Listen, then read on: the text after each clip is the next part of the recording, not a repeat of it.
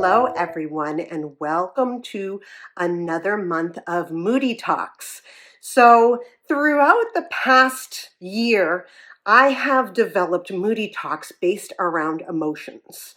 And I choose an emotion each month and talk about the biological responses we have, the descriptive words that we use when we think about that emotion.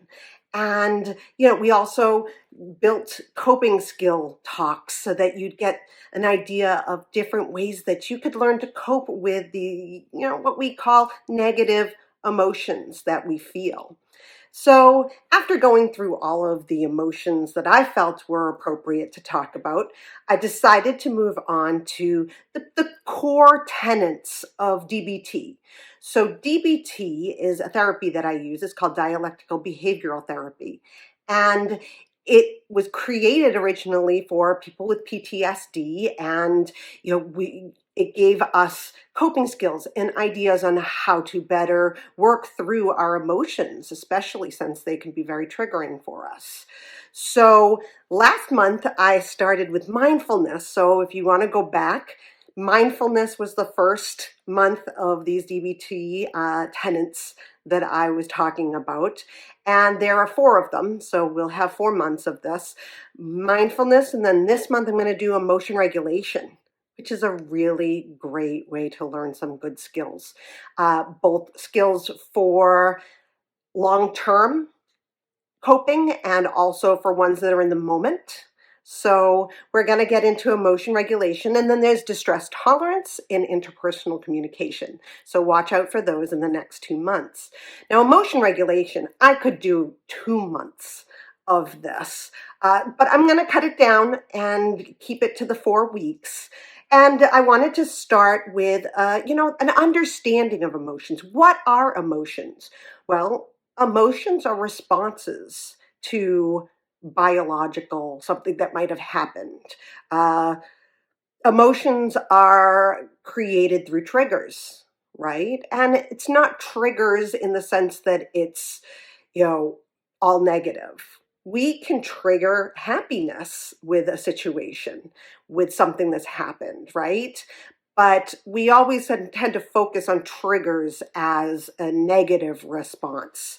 And so emotions are there to help us get through situations, give us a clue on what needs to be done in that situation.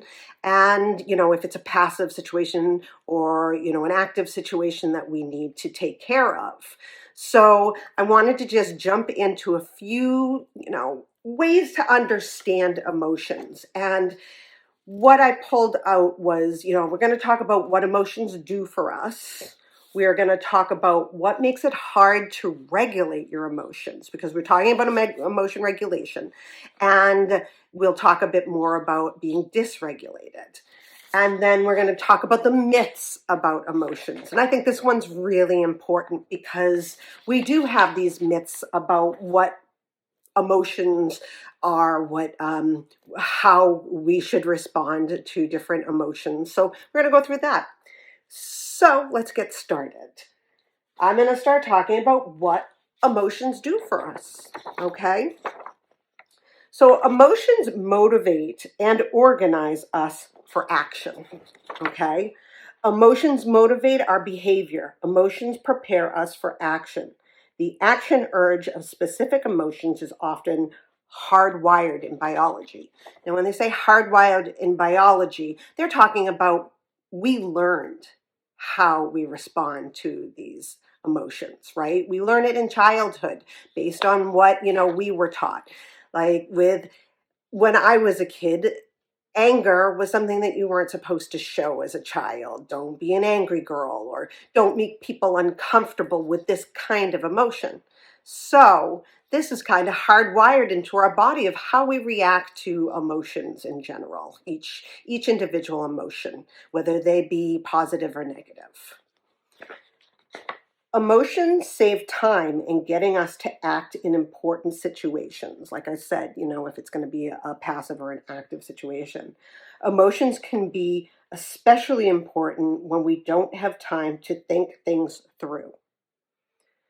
And then strong emotions help us overcome obstacles in our minds and in this environment, in our situation. Okay? So they get us to move forward with something, with an action that we may have to take. A good emotion to think about in this sense is fear. We get the feeling of fear because that's going to help us to understand what we need to do next in order to protect ourselves, right? Emotions communicate to and influence others. Facial expressions and hardwired aspects of emotions, facial expressions communicate faster than words. So, our automatic biological response to an emotion can somehow uh, communicate to others faster than we can actually think it through. Okay. Our body language and voice tone can also be hardwired. Like it or not, they also communicate our emotions to others. When it is important to communicate to others or send them a message, it can be very hard to change our emotions. Whether we intend it or not, our communication of emotions influences others. Okay? So again, this is all hardwired in us, and our quick emotional responses biologically, what we do, our facial expressions, our hand gestures, things like that, will communicate to others exactly what's going on in our mind in that moment. Okay? And then emotions communicate to ourselves, obviously, yes.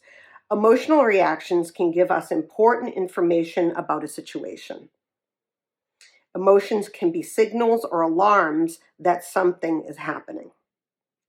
Gut feelings can be like intuition, a response to something important about the situation. This can be helpful if our emotions get us to check out the facts. Now, checking the facts is a DVT skill that I will be talking about again this month, and I have in the past too, because it's my favorite DVT skill, coping skill. Okay. Let's see. Caution. Sometimes we treat emotions as if they are facts about the world.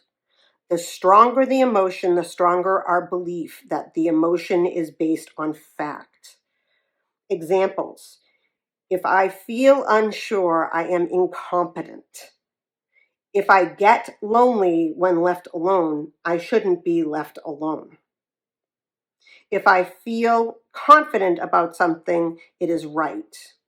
If I'm afraid, there must be danger. I love him, so he must be okay. So these are examples of things that we can sometimes create facts out of our own emotions.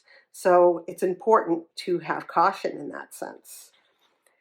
If we assume that our emotions represent facts about the world, we may use them to justify our thoughts or our actions. This can be trouble if our emotions get us to ignore the facts. Okay, so that's a lot about what emotion regulation is it's learning about our key responses and learning to take a hold of them before they take a hold of us, right? Okay, so what makes it hard to regulate our emotions? And it's very difficult for people to regulate their emotions. And it's not just in a mental health aspect of people who have PTSD or depression. It's everybody has different ways that they cope with their emotions. And, what we feel, our biological responses, what we're thinking in the moment may not actually be what is happening in a situation. Okay. So biological factors can make emotion regulation harder. Again, we get those quick biological reactions. Maybe we get sweaty or we start to shake, right? And it may tell us something that, it may give us an idea that of something that's not actually happening. Again, a lot like with fear, right? Reinforcement of emotional behavior. Your environment reinforces you when you are highly emotional. Lack of skill. You don't know what to do to regulate your emotions. Moodiness. Your current mood controls what you do instead of your wise mind. Now, we talked about wise mind last month. It's really important to go back to mindfulness, because we do talk a lot about wise mind and how we get and walk the center path, the middle path. Okay, uh, emotional overload.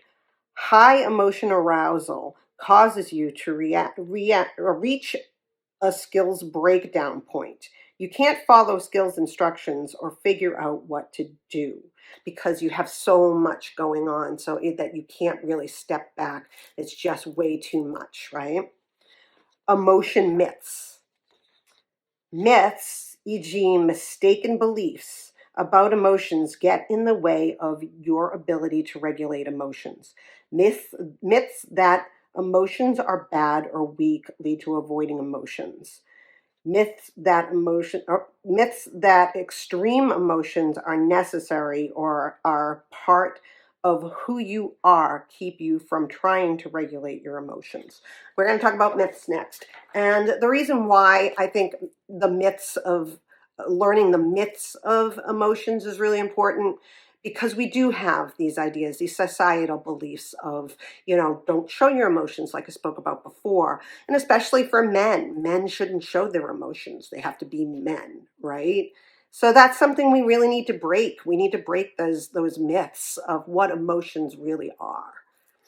Okay, we'll just go through a few of these because there's a lot.